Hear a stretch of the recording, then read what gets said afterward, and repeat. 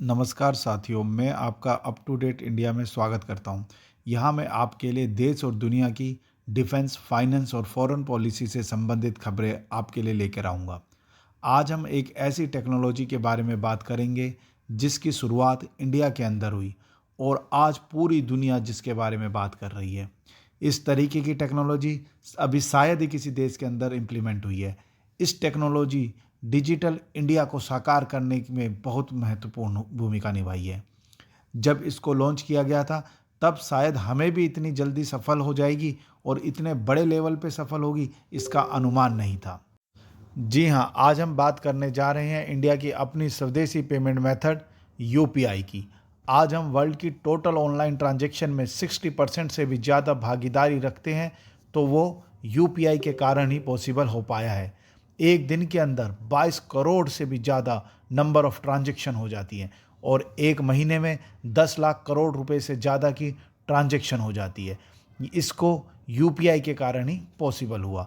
UPI की इस सफलता के 3 कारण हैं। पहला, बैंक टू बैंक ट्रांसफ़र।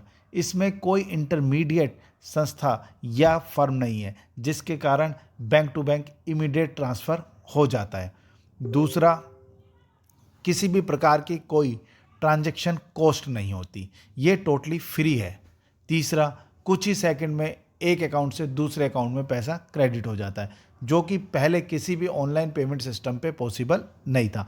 हम लोग NEFT, IMPS, Swift, online banking transaction और क्रेडिट कार्ड के बारे में पहले से ही जानते हैं। इसी कारण से आज पूरी दुनिया में बहुत सारी कंट्रियां यूपीआई टेक्नोलॉजी को अपनाना चाहती हैं, अपने पेमेंट सिस्टम में इसको ऐड करना चाहती है। आरबीआई ने अभी यूपीआई 2.0 लॉन्च की है, जिसके कारण इसमें कुछ और भी फीचर्स ऐड हो चुके हैं। जैसे अब आप अपने क्रेडिट कार्ड को भी पेमेंट मेथड के लिए यूज़ कर सकते हैं, जो कि पहले केवल अपने बैंक अकाउंट से ही पॉसिबल था। पहले हम अपने बैंक अकाउंट से ही पेमेंट को कर सकते थे, अब यहाँ पे क्रेडिट कार्ड को ऐड करने की भी सुविधा उपलब्ध है। ये अभी रुपए कार्ड पे लागू है, लेकिन जल्द ही वीज़ा और मास्टर कार्ड पे भी होगी। दूसरा, अब आप बिना किसी इंटरनेट के यूपीआई 123 का इस्तेमाल करके, मतलब यूपीआई का एक नंबर है, उसको डायल करके पेमेंट कर सकते हो। जहाँ पे भी इंटरनेट ना हो या स्लो इंटरनेट हो, ये जैसे गांव में जहाँ भी इंटरनेट की सुविधा उपलब्ध नहीं है, वहाँ पे इसको बहुत तेज़ी से बढ़ाने में सहायक होगा। तीसरा, छोटी छोटी पेमेंट करने के लिए हमें इंटरनेट की कोई ज़रूरत नहीं है। अब यूपीआई लाइट के सहारे हम छोटी पेमेंट जो 200 रुपये तक की होती है, बिना किसी नेट के भी कर सकते हैं।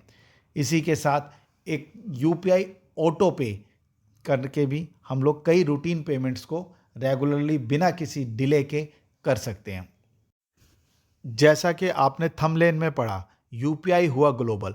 भूटान पहला देश था जिसने यूपीआई को अपने यहाँ पे पेमेंट सिस्टम में ऐड किया था।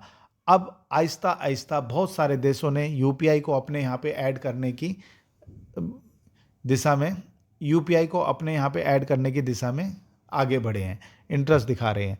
जिस मार्केट पर पहले वीज़ा कार्ड या फिर मास्टर कार्ड वालों का कब्जा था, वहाँ भी यूपीआई का रॉकेट बहुत तेज़ी से आगे बढ़ रहा है। हमें यूपीआई का contract UK, UAE, south Korea, Nepal, Singapore जैसे देशों के साथ ऑलरेडी कॉन्ट्रैक्ट हो चुका है। जल्दी आपको यूपीआई का ग्लोबल रूप दिखने लगेगा। आप जहां भी जाएंगे वहां यूपीआई को पाएंगे। आपको किसी भी तरह का international currency card, Swift system की कोई ज़रूरत नहीं होगी, जिससे आपका पैसा और टाइम